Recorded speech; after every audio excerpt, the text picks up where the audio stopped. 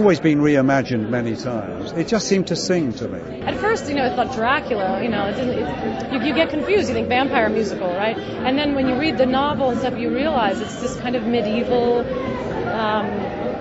sort of Freudian, sexy story. It's so dark, and there's so much going on. I think they've done a wonderful job visually to make it so erotic and just sensual and dramatic. It's all fun. I hope no one's really afraid.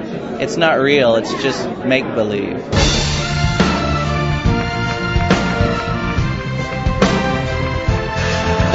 I have a great weakness for sort of Victorian Gothic. I sort of love all that. I love those sort of metaphors for repression and so on. I find them very sexy. I was so in love with the MGM monsters. I had crap taped all over my room, Fangora magazine, all of that shit. I loved it.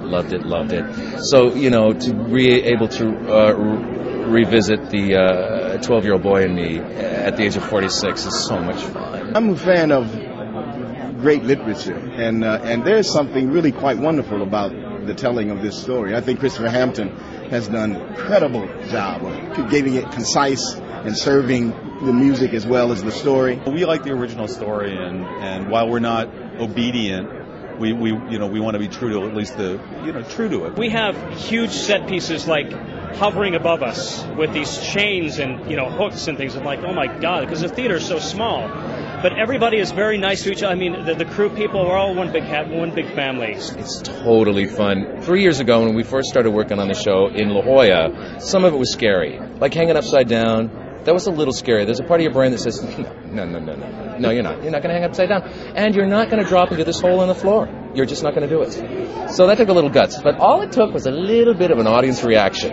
It's all it took. Vanity took over, and then, of course, I was more than happy to do the more risky gags. The blood taste, it's not bad, it's sort of good after a while. I only like it when I get home and I find it in my ears.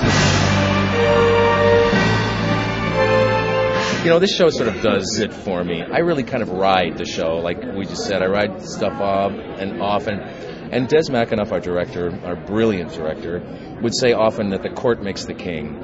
In other words, it's not so much how Dracula behaves on the stage, it's how people behave towards Dracula that empowers him and, gives him his creepitude. So, those girls are doing a lot of my acting for me.